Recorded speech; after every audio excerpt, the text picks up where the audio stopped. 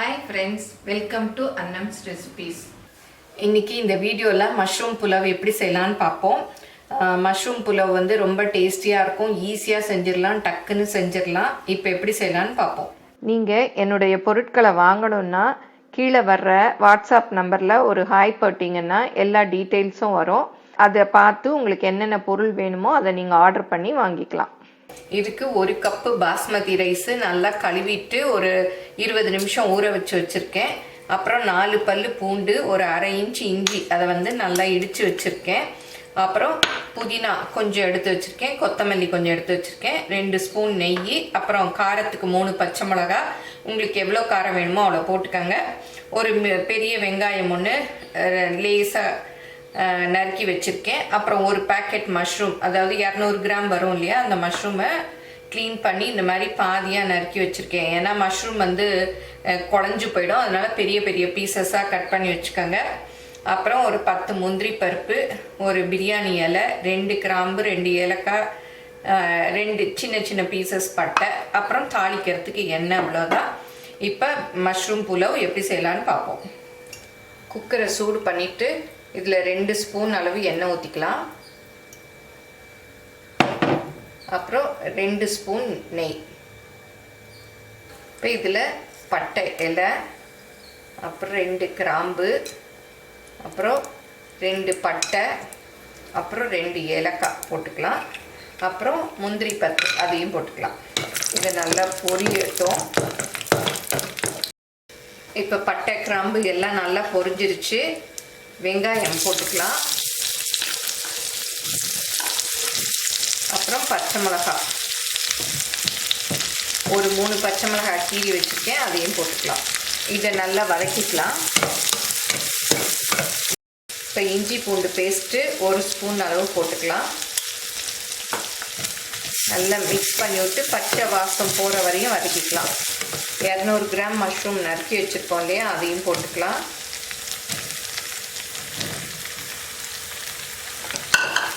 நல்லா வதக்கிக்கலாம். இப்போ புதினாவையும் போட்டுக்கலாம். புதினா இருந்தால் போடலாம், இல்லைன்னா சும்மா கூட பண்ணிக்கலாம். இது எங்கள் மாடி தோட்டத்திலே விளைஞ்ச புதினா, பாருங்கள் எவ்வளோ ஃப்ரெஷ்ஷாக இருக்குது. இது நல்லா வதக்கி விட்டுக்கலாம். மஷ்ரூமை பெருசாக நறுக்கி போட்டால் தான் அது வெந்ததும் பீசஸாக இருக்கும். நம்ம நறுக்கரிச்சு சின்னதாகிட்டோம்னா வேகரிச்சா ரொம்ப குழஞ்சி போயிடும். இப்போ ஊற வச்சிருக்க பாஸ்மதி ரைஸை போட்டுக்கலாம்.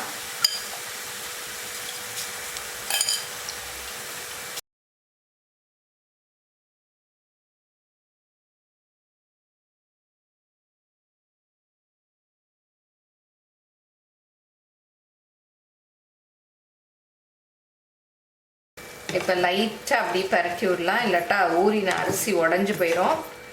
மிக்ஸ் பண்ணாட்டி கூட பரவாயில்ல, அரிசி உடையாமல் பார்த்துக்கணும்.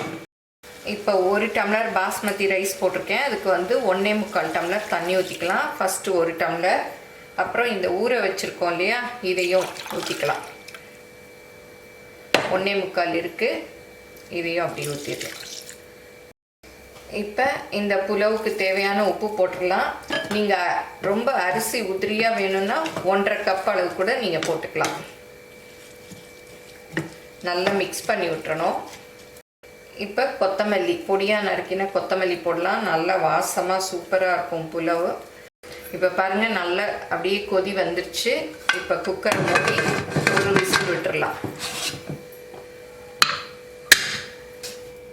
இப்போ ஸ்டீம் எல்லாம் போயிடுச்சு, திறந்து பார்க்கலாம்.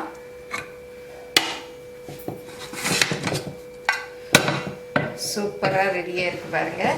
நல்ல ரைஸ் எல்லாம் கூட அப்படியே நீள நீளமாக வெந்திருக்கு.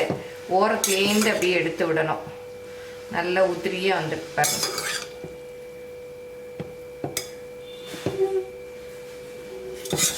நடுவில் போட்டிங்கன்னா ரைஸ் உடஞ்சி போயிடும். ஓரத்துலேருந்து எடுத்தால் நல்லா வரும். அடி கூட பிடிக்கல பாருங்கள், ஓரத்தில் கூட பிடிக்கல.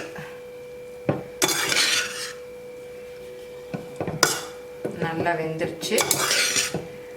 இப்போ மஷ்ரூம் புலாவ் ரெடி ஆயிடுச்சு. ஆன்லைனில் என்னுடைய பொருட்களை வாங்கணுன்னா shop.annamsrecipes.com அப்படிங்கிற சைட்டுக்கு போனீங்கன்னா என்னுடைய ப்ராடக்ட் லிஸ்ட் எல்லாம் இருக்கும். அதில் எது வேணுமோ அதை செலக்ட் பண்ணி நீங்கள் வாங்கிக்கலாம். Credit card, debit card options எல்லாம் இருக்குது. நீங்கள் ஆர்டர் பண்ணி வாங்கிக்கலாம். இப்போ மஷ்ரூம் புலாவ் பாருங்கள் எவ்வளோ சீக்கிரமாக ரெடி பண்ணிட்டோம். ரொம்ப பெரிய இன்க்ரீடியன்ட்ஸ் கூட தேவையில்லை. ஒரு வெங்காயம், இஞ்சி, பூண்டு அதான் வீட்டில் இருக்கக்கூடிய பொருளே வச்சுட்டு செஞ்சுட்டோம். மஷ்ரூம் பேக்கெட் மாத்திரம் வாங்கிட்டு வந்துட்டோம்னா போதும். இந்த மாதிரி சூப்பராக புலாவ் செஞ்சிடலாம். இன்றைக்கி நான் வந்து டெல்லி கேரட் இருக்கு இல்லையா, அந்த ரைத்தா தான் வச்சுருக்கேன். நீங்கள் வேணும்னா ஏதாவது பன்னீர் பட்டர் மசாலா இல்லை பட்டாணி கிரேவி அந்த மாதிரி இல்லை கொண்டக்கடலை மசாலா எது வேணாலும் காரசாரமாக செஞ்சு கூட இதோட சேர்த்து சாப்பிட்லாம். இதை எல்லாரும் செஞ்சு பாருங்கள். எப்படி வந்ததுன்னு உங்கள் கமெண்ட்ஸை சொல்லுங்கள். பிடிச்சிருந்தா லைக் பண்ணுங்கள். உங்கள் ஃப்ரெண்ட்ஸுக்கும் ஷேர் பண்ணுங்கள். ஃபேஸ்புக், இன்ஸ்டாகிராமில் அன்னம்ஸ் ரெசிபீஸை ஃபாலோ பண்ணுங்கள். தேங்க்யூ.